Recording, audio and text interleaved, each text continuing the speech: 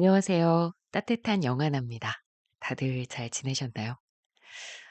제가 지난 시간에 환경 문제에 좀 관심이 많다고 말씀을 드렸었죠. 그러면서 환경에 관련된 책도 한번 소개해 드릴 기회가 있으면 좋겠다.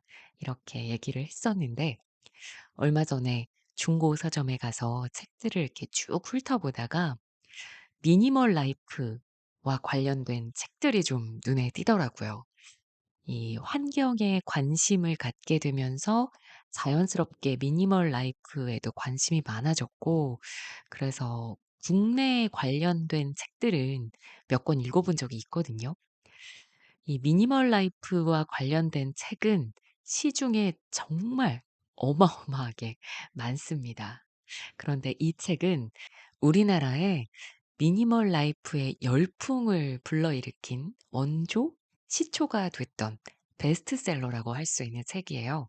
오늘의 책, 바로 사사키 후미오의 나는 단순하게 살기로 했다 입니다.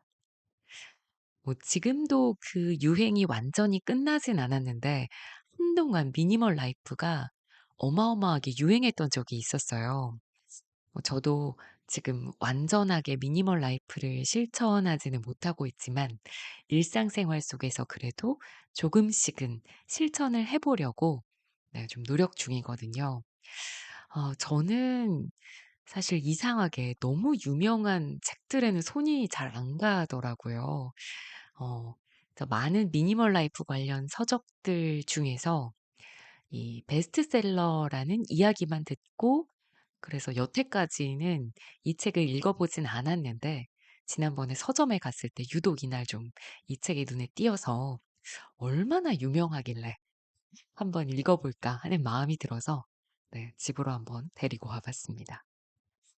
저자인 사사키 후미오는 출판사 편집자입니다.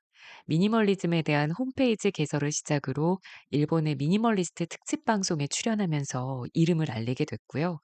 이 책은 일본에서 16만 부 이상 팔렸고 해외 21개 나라에서 번역돼 베스트셀러가 됐습니다.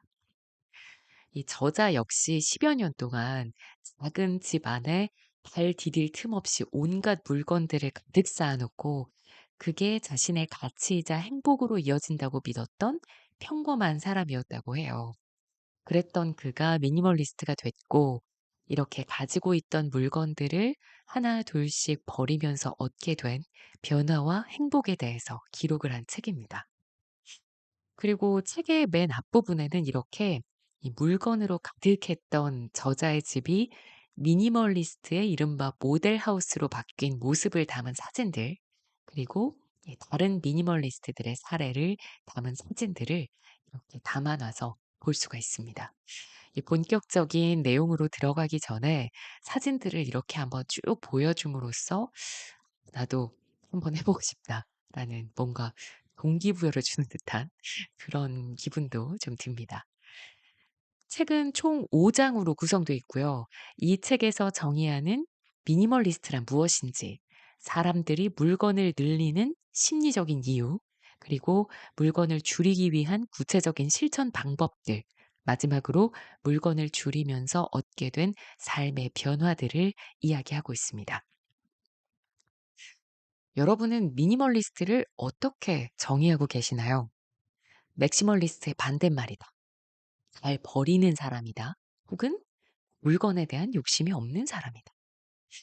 1장에서는 저자가 미니멀리스트가 된 계기에 대해서 이야기를 하면서 미니멀리스트에 대한 정의를 내리고 있습니다. 그 부분 함께 읽어보죠.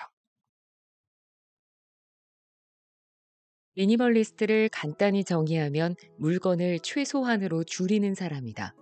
그렇다면 얼마나 물건을 줄여야 미니멀리스트라고 할 수 있을까? 물론 구체적으로 기준을 정해도 그 기준에서 벗어나는 예가 있기 마련이다. 그래도 정의를 내린다면 내가 생각하는 미니멀리스트는 이런 사람이다. 자신에게 정말 필요한 것이 무엇인지 아는 사람. 소중한 것을 위해 줄이는 사람. 만일 소유한 물건이 100개가 넘으면 미니멀리스트가 아니고 100개 이하로 줄이면 미니멀리스트일까? 여행 가방 하나에 전부 넣을 수 있을 정도로 소유한 물건이 적으면 미니멀리스트일까? 그렇지 않다. 미니멀리스트가 되는데 따로 정해진 규칙은 없다. 요즘은 다양한 주거 생활을 시도하는 사람들이 있다. 직접 만든 발포스티롤 집을 메고 걸어 다니며 이동 생활을 하는 무라카미 사토시나 집 없이 토트백 하나로 이동 생활을 하는 사카스메 게이고처럼 살아야 미니멀리스트인 걸까? 제대로 된 집에서 사는 사람은 미니멀리스트가 아닐까? 내가 생각하는 미니멀리스트는 자신에게 정말로 필요한 물건이 무엇인지 알고 있는 사람이다. 남의 시선을 의식하며 물건을 갖고 싶어 하는 사람이 아니라 무엇이 소중한지를 알고 그 외의 물건을 과감히 줄이는 사람이다. 무엇이 필요하고 무엇이 소중한지는 사람마다 다르다. 미니멀리즘의 정답은 없다. 미니멀리즘, 즉 물건을 줄이는 일은 목적이 아니다. 미니멀리즘은 다른 소중한 것을 발견하기 위한 수단이며 중요한 이야기를 엮어내기 위한 서장이다. 물건을 줄이고 나서 내가 발견한 것들을 독자들에게도 보여주고 싶다. 그리고 물건 이외의 미니멀리즘에 관해서도 이야기하고 싶다. 현대사회는 물건이 넘쳐나는 데다 너무 복잡하고 다양하기 때문에 물건에서 시작된 미니멀리즘은 다른 영역으로도 확산되고 있다. 소중한 것을 소중히 하기 위해 소중하지 않은 물건을 줄인다. 소중한 것에 집중하기 위해 그 외의 것을 줄인다. 이런 미니멀리즘의 정의는 모든 상황에 적용할 수 있다.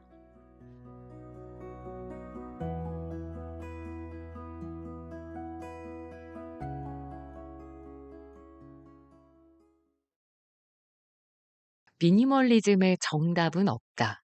미니멀리즘은 목적이 아니라 소중한 것에 집중하고 그것을 더 소중히 여기기 위한 수단이다. 저는 이 부분이 포인트인 것 같거든요. 그리고 이 미니멀리즘이라는 것이 단순히 물건에만 해당되는 게 아니라 모든 상황에 적용되는 진리다. 이 미니멀리즘이 모든 상황에 적용된다라는 이야기는 앞으로 이 책 안에서 전개될 내용에도 쭉 깔려 있거든요. 그 이야기는 뒤에 나올 때 한 번 더 나누기로 하고요. 제가 이 책에서 좀 인상 깊었던 부분은 바로 다음에 읽어드릴 제 2장입니다. 왜 우리의 물건은 계속 늘어나기만 하는가에 대해서 심리학적으로 풀어놓은 부분이거든요. 굉장히 흥미롭습니다. 한번 들어보시죠. 사실은 우리 모두가 답을 알고 있다. 우리는 원하던 일이 이루어지면 금세 그 상황에 익숙해진다. 익숙해진 일은 점점 당연한 일이 되고 당연한 일은 이내 실증이 난다. 새로 산 바지를 처음 입었을 때는 무척 기쁘다.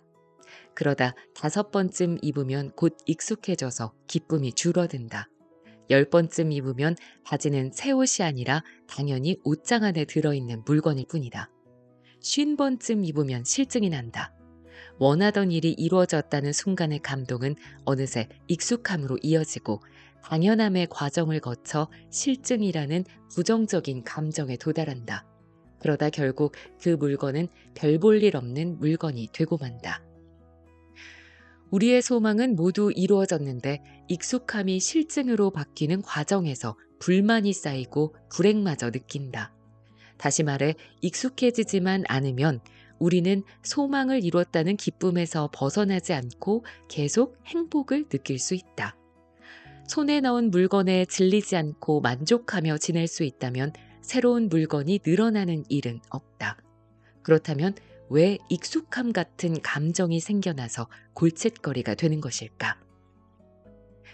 익숙함이란 감정이 왜 생기는지 알아보려면 인간의 습성, 즉 우리가 매사를 어떻게 느끼고 받아들이는지 그 메커니즘을 확인할 필요가 있다.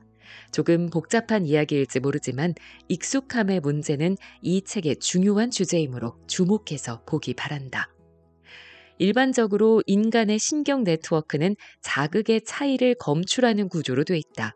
즉, 어떤 자극에서 다른 자극으로 변화할 때 발생하는 차이 자체를 자극으로 받아들인다. 이해하기 쉽게 예를 들어보자. 해수욕철이 한참 지난 가을바다. 바다를 보며 서 있는데 갑자기 몸이 근질근질해지면서 자신의 청춘을 시험해 보고 싶다는 생각이 끌어올라 무모하게도 맨발로 바다에 뛰어들었다고 하자. 처음에는 누구나 아 뜨거 하고 자신도 모르게 비명을 지를 것이다. 신경 네트워크가 지표 온도와 물 온도의 차이를 검출하고 차갑다는 자극을 받아들였기 때문이다. 하지만 자극이 지속되면서 차이를 인식하는 감각이 서서히 둔해진다. 그래서 이렇게 말한다. 아, 차가워. 하지만 조금만 있으면 따뜻해질지도 몰라. 마치 소파에서 잠들어 있던 사람이 옆에서 누군가 텔레비전을 끄자마자 보고 있는데 왜 꺼? 하면서 번쩍 눈을 뜨는 것과 같은 이치다. 분명 텔레비전을 켜놓은 상태가 더 눈이 부시고 소리도 커서 잠을 이루기 어렵다. 하지만 시간이 지나면 점차 그 자극에 익숙해져 잠이 들고 자극에 익숙해진 상태에서 편안하게 자고 있는데 텔레비전이 꺼지면 자극이 사라지는 차이가 검출되면서 잠을 깨는 것이다. 이렇듯 신경 네트워크는 자극의 양이 아니라 자극이 바뀌는 차이에 반응하는 구조다. 조용한 방에서 낮잠을 자던 아이가 사람의 발소리에 잠을 깨는 것도 위와 똑같은 현상이 순서만 바뀌어 일어난 것이다. 그래서 인간이 자극을 자극으로 신경 네트워크로 검출하려면 차이가 발생해야 한다. 켜져 있던 텔레비전이 꺼지거나 조용한 방에서 자고 있던 아이가 누군가의 발소리를 듣거나 텔레비전의 채널을 다른 채널로 돌리거나 텔레비전의 음량을 높이는 것 등이다. 어떻게든 갖고 싶어서 손에 넣은 물건에 계속 만족하지 못하는 이유는 바로 이 차이가 없다고 신경이 판단하기 때문이다. 평소와 똑같이 항상 있는 물건이기 때문이다. 변함없이 늘 그곳에 존재하는 물건은 자극의 차이를 느낄 수 없기 때문에 익숙해지고 당연해져서 결국에는 그 물건에 실증이 난다.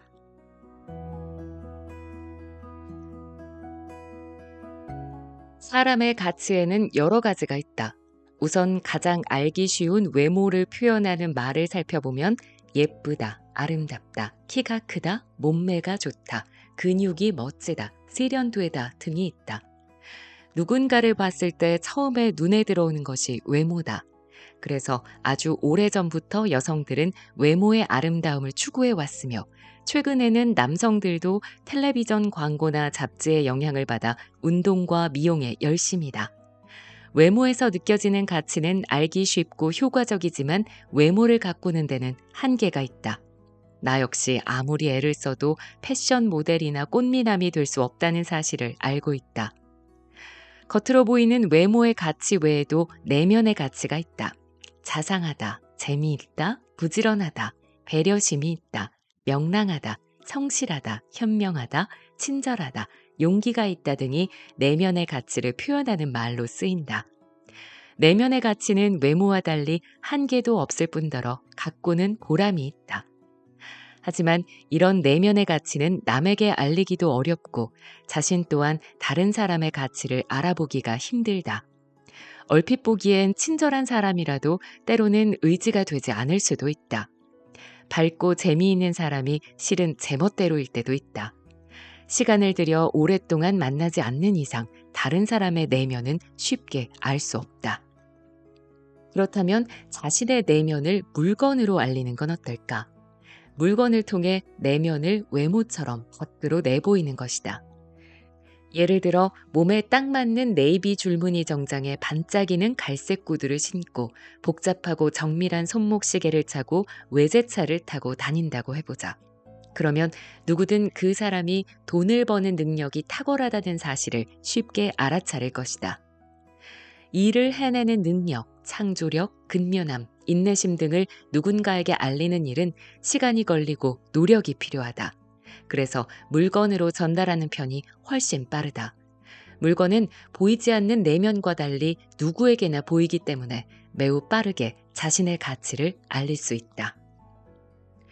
물건의 쓰임새보다 자신의 가치를 알리려는 목적에 지나치게 집중하면 물건이 너무 많아지는 문제가 생긴다. 물건을 자신의 내면을 보이기 위한 수단으로 삼으면 물건은 점점 늘어만 간다. 물건이 많아질수록 내면을 쉽게 알릴 수 있기 때문에 당연한 현상이다. 하지만 그럴수록 물건은 자신의 가치를 알리려는 목적을 달성하지 못한다. 목적을 달성하기 위한 수단이 아니라 목적 자체로 둔갑해버리기 때문이다. 즉, 물건이 자기 자신이 된다. 물건이 곧 나라고 착각하는 것이다. 그러면 물건은 한층 더 늘어날 수밖에 없다. 본래 기능으로 사용되는 것도 아니고 자신을 알리기 위한 수단도 아닌 물건은 서서히 우리를 공격하기 시작한다. 물건이 곧 나이므로 물건을 늘리는 일은 나를 늘리는 일이 된다. 그래서 이렇게 사들인 물건을 유지하고 관리하는데 막대한 에너지와 시간을 소비한다. 물건 자체가 자신의 가치, 나아가 자기 자신이라고 생각하기 때문에 물건을 사서 유지하고 관리하는 일이 삶의 가장 중요한 목적이 되는 것이다.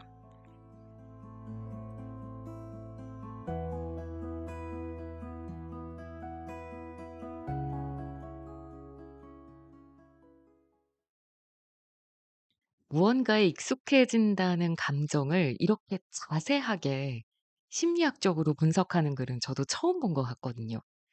이 갖고 있는 물건들에 대해서 시간이 지나면 실증이 나는 감정은 뭐 그냥 자연스럽고 당연한 것이라고만 그냥 여겼지, 왜 그런 감정이 드는지 그 이유에 대해서는 한 번도 심도 있게 고민해 본 적은 없었던 것 같습니다. 인간은 사회적 동물이기에 고독하고, 그래서 타인에게 자신의 가치를 인정받고 싶어 하고, 내면적인 가치는 남들에게 인정받는 데 시간이 오래 걸리니까 물건으로서 비교적 쉽고 빠르게 타인에게 인정받고 싶어 한다는 거죠. 물건은 단지 도구일 뿐 그 사람의 본연의 가치를 말해주는 건 아니잖아요. 이 나라는 사람의 가치를 드러내기 위해서 물건을 사진 않았는지, 또 반대로 다른 사람을 판단할 때 그 사람이 가지고 있는 표면적인 것만으로 나는 판단하려고 하지는 않았는지, 좀 이 부분을 읽으면서 한번 반성해 보는 계기가 됐습니다. 여러분께서는 따뜻한 영화나와 함께하고 계시고요. 오늘의 책 사사키 후미오의 나는 단순하게 살기로 했다입니다. 제 3장은 인생이 가벼워지는 비움의 기술 55, 그리고 더 버리고 싶은 이들을 위한 15가지 방법이라는 소제목으로 이 미니멀 라이프를 실현할 수 있는 구체적인 방법과 노하우들이 이렇게 항목별로 정리가 되어 있습니다. 이렇게 항목별로 좀 비교적 쉽게 방법들을 적어 놔서 좀 읽기도 편했고요. '이런 건 좀 실천까지 옮겨 볼 수 있겠다.' 하는 것들도 꽤 많았습니다. 이 부분은 제가 따로 낭독은 하지 않을게요. 여러분께서 이 책을 혹시 읽게 되신다면 이 부분은 좀 나에게 맞는 것들, 그리고 지금 나의 상황에 맞게 좀 쉽게 실천할 수 있는 것들을 좀 뽑아서 읽어 보시고 실천해 보시면 좋을 것 같고요. 제가 이제 마지막으로 낭독해 드릴 부분은 제 4장 물건을 줄인 후 찾아온 12가지 변화입니다. 물건을 줄이고 나서 찾아온 일상의 놀라운 변화들을 이야기하고 있는데요. 그중에 제가 일부분만 추려서 읽어 볼 건데, 여기에서 이 세계적인 축구 스타 리오넬 메시와 애플의 창업자인 스티브 잡스도 알고 보니 미니멀리스트였다라는 이야기를 하거든요. 한번 들어보시죠. 나는 내가 게으르고 의지가 약한 사람이라고 생각했다. 매사를 귀찮아하는 성격이라고 여겼다. 남자인데 자잘한 집안일쯤이야 잘하지 못해도 이상할 건 없었다. 그러던 게 지금은 완전히 생각이 바뀌었다. 매일 아침 나는 집을 나서기 전에 청소기를 돌린다. 욕실은 샤워를 할 때마다 간단히 청소하기 때문에 언제나 반들반들하다. 식사를 마친 후에는 바로 설거지를 한다. 세탁물이 쌓이기 전에 세탁기를 돌리고 건조시키는 동안에는 옆방의 베란다까지 깨끗이 걸레질을 한다. 나는 귀찮아하는 성격이 아니었던 것일까? 바뀐 것은 내 성격이 아니다. 단지 물건 수가 줄었을 뿐이고 물건 수가 줄어들자 집안일이 쉬워진 것이다. 아리스토텔레스는 이렇게 말했다. 우리의 모습은 반복해서 행동한 일의 결과물이다. 그러므로 모든 위협은 행위가 아닌 습관에 의해 완수할 수 있다. 청소를 열심히 하고 방을 깨끗하게 유지하는 데 필요한 것은 매번 번거로운 청소를 해내는 강인한 의지가 아니다. 좋았어, 하자 라고 다짐하는 의지의 힘으로는 아무것도 계속하지 못한다. 의지가 아니라 단순히 습관으로 만들면 될 뿐이다. 특별히 다짐하는 의식조차 없이 자동적으로 움직이게 만드는 것은 습관이다. 습관을 들이는 데는 보상이 필요하다. 여기서 말하는 보상은 작은 성공에 대한 성취감이다. 청소를 하면 깨끗해진 방에서 해방감이라는 보상을 얻게 된다. 여기에 더해 행동을 방해하는 핑계나 달콤한 유혹을 물리쳤다는 만족감, 즉 스스로 이겨냈고 자신을 조절할 수 있었다는 만족감이라는 보상이 있다. 사람은 자신이 한 일에서 보상받기를 바란다. 물건을 줄이면 청소하기도 간편해지고 시간도 얼마 걸리지 않아서 해방감과 만족감을 얻을 수 있다. 그러다 보면 어느덧 청소는 좋아하는 일이 되고 습관으로 몸에 밴다. 다른 모든 집안일도 마찬가지다. 청소를 습관들이고 싶으면 청소의 목표 기준을 낮추고 우선은 간편한 방법으로 하는 것이 좋다. 물건을 줄여 청소가 편해지도록 하자. 적당히 대충 하는 성격 탓인지 귀찮아하는 성격 탓인지 몰라도 간혹 나는 그런 하찮은 일은 하지 않은 남자야 라고 말하는 사람도 있다. 하지만 그렇지 않다. 과사는 근사한 일이다. 성격이 아니라 환경을 바꿔라. 집안을 물건이 적은 환경으로 바꾸면 과사는 물론 생활의 모든 면이 간소하고 편해진다. 간소하고 편한 만큼 시간이 지날수록 할 수 있다는 자신감이 솟아오른다. 번거롭고 하기 싫다고 느끼는 자신을 뿌리치고 당당히 자신을 제어할 수 있다는 자신감이다.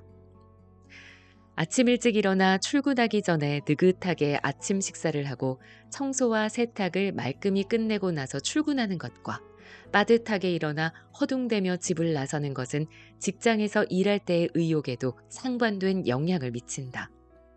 규칙적으로 생활하기만 해도 자신감을 갖게 되고 자신을 좋아하게 된다. 자신을 좋아하게 되면 다른 일에도 도전하기 쉽다. 어떤 생활을 하느냐에 따라 사람은 달라진다.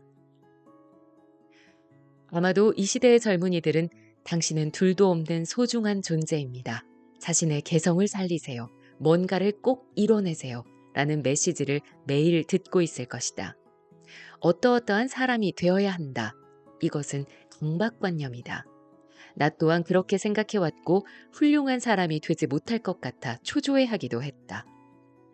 내가 물건을 버리고 알게 된 것은 반드시 뭔가를 이루거나 훌륭한 사람이 될 필요는 없다는 사실이다. 평소에 해야 할 일들을 완수하고 하루하루 성실하게 생활하는 것만으로도 자신을 좋아하게 되고 기쁨을 느낄 수 있다. 물건이 없어 너무나도 수월해진 집안일을 끝내고 느긋하게 동네 산책에 나서면 더 이상 바랄 게 없다는 생각이 든다. 한가로운 공원 연못에서 제 몸을 깨끗이 다듬고 있는 오리를 바라본다. 오리는 단지 털을 다듬고 있을 뿐 뭔가가 되려고 어깨에 힘을 넣지 않는다. 오리는 경력을 쌓으려고 아등바등하거나 다른 오리에게 잘 보이려고 알랑거리지 않는다. 그저 헤엄을 치고 털을 다듬으며 생활하고 있을 뿐이다. 그걸로 충분하다. 물건을 줄인 나는 평범한 생활을 할 뿐인데도 상당히 충실한 기분이 들고 만족스럽다. 단지 살아가는 것만으로 즐겁다.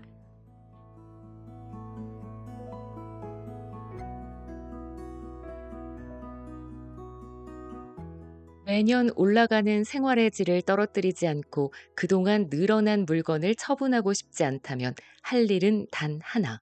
현상을 유지하면 된다. 소중한 물건을 포기해야 할지도 모르는 리스크를 떠안는 일은 쉽지 않다.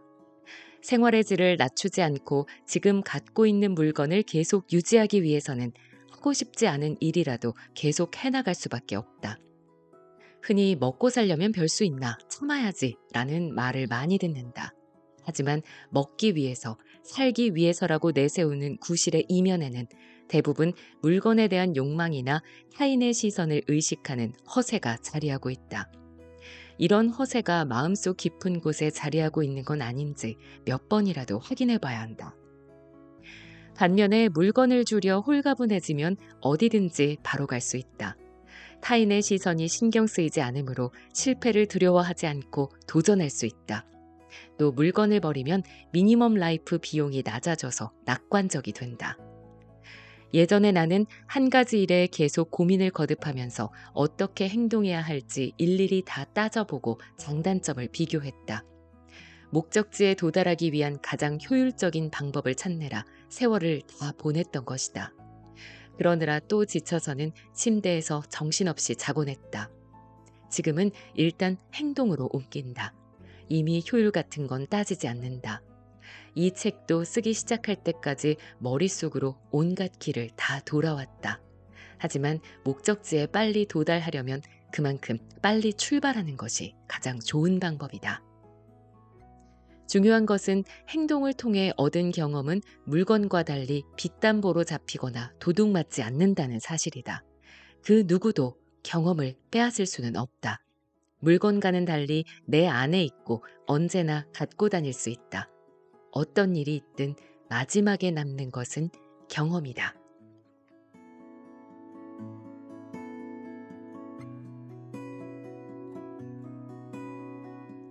중요한 일에 집중하려면 중요하지 않은 일을 줄일 수밖에 없다.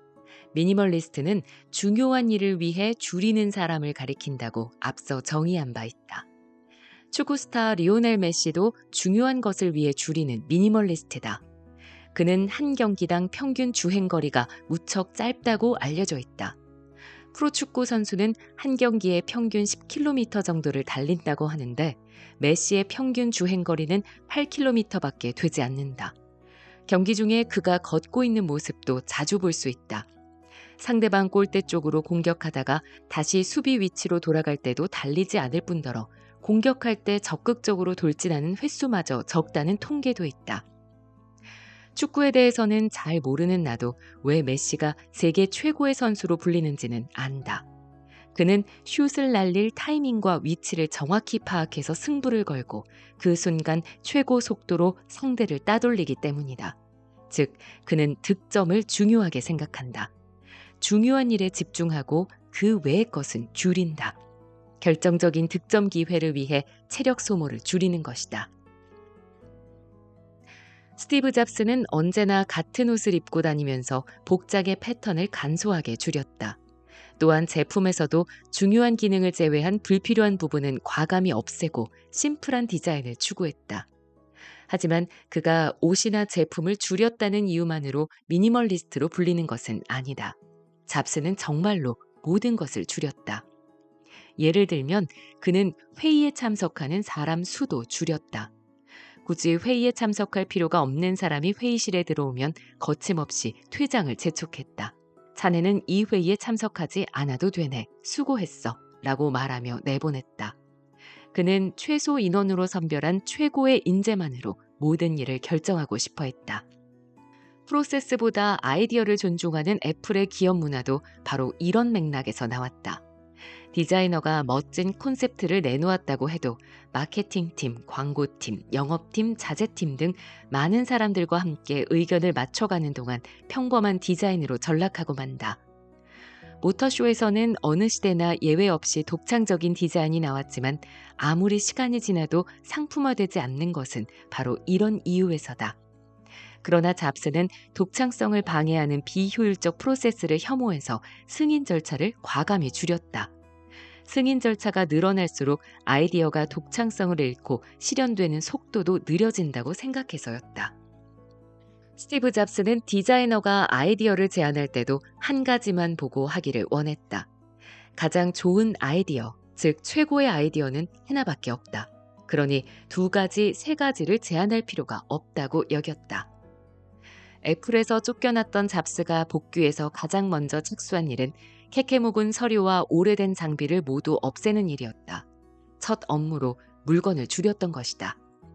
잡스는 세상을 바꿀 수 있는 제품을 내놓는 일에 집중하고 싶었기에 그 외에 중요하지 않은 일은 모두 최소한으로 줄였다.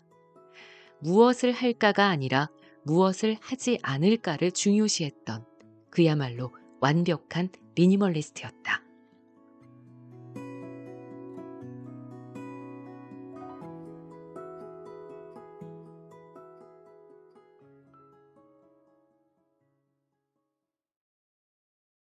네. 이 부분을 읽고 나니까 저자의 미니멀리스트에 대한 정의를 더 확실하게 이해할 수 있게 됐습니다. 저자가 생각하는 미니멀리스트란 중요한 일을 위해 불필요한 것들을 줄이는 사람인 것 같아요. 이 불필요한 것들을 너무 가짐으로 인해서 정작 나에게 가장 중요한 일들을 보지 못하고 있는 게 아닌가. 나에게 소중한 게 무엇인지 깨닫지 못하고 있는 게 아닌가. 저도 이 책을 읽으면서 좀 반성하게 됐습니다. 따뜻한 영하나의 네 번째 책, 사사키 후미오의 나는 단순하게 살기로 했다 였습니다. 물론 어느 날 갑자기 미니멀리스트로 살기는 쉽지 않죠. 저도 관심은 많은데 참 이게 실천하고 이 책에서 나온 것처럼 습관으로 만드는 게 어렵더라고요. 이게 오랫동안 해오던 나의 습관이 있다 보니까 나를 온전히 바꿔서 새로운 습관을 내 몸에 들이는 일. 네, 물론 시간도 오래 걸리고 쉽지 않은 일이죠. 오늘 다짐하고 막 실천을 했다가 내일 되면 또 살짝 느슨해지기도 하고 더 이상 물건을 사지 말아야지라고 결심했다가 뭐 세일이라는 말에 좀 현혹이 되기도 하고요. 여전히 저도 그렇습니다. 하지만 이 저자가 책에서 계속해서 강조해온 중요하고 소중한 걸 위해 불필요한 걸 줄이는 일이 미니멀리즘이다. 이 문구는 참 물건뿐만 아니라 나의 일상에서, 삶에서, 다양한 상황에서 적용될 수 있는 진리인 것 같아서 이 문구는 참 여러 번 마음에 되새겨야겠다는 생각이 들었습니다. 문장이 간결하고 쉽게 설명이 좀 잘 돼 있다고 느껴졌어요. 그래서 일본 서적이지만 비교적 번역이 잘 된 덕분이 아닌가 싶고요. 그래서 좀 마음이 흔들릴 때마다 곁에 두고 한 번씩 꺼내서 쉽게 좀 후루룩 읽기 좋은 책인 것 같습니다. 그래서 저도 이 책은 읽는데 좀 그리 오랜 시간이 걸리지 않았거든요. 평소에 미니멀 라이프에 관심이 있으셨던 분들이라면 가벼운 마음으로 한 번쯤 읽어보시면 좋겠습니다. 그리고 또 얼마 남지 않은 올 한 해를 잘 정리하고 새해를 좀 가벼운 마음으로 맞이하고 싶으신 분들께도 또 이 책을 읽고 어지러운 내 주변을 비워보고자 하는 분들께도 추천을 해드리고 싶습니다. 따뜻한 영화나 네 번째 시간. 네, 여기서 마무리를 하겠습니다. 다음 편 업로드는 조금 일찍 할까 해요. 출판사에서 좋은 신간을 소개를 받아서 네, 얼른 읽고 여러분께도 들려드리도록 하겠습니다. 그때까지 모두들 따뜻한 하루 보내세요. 영화나였습니다.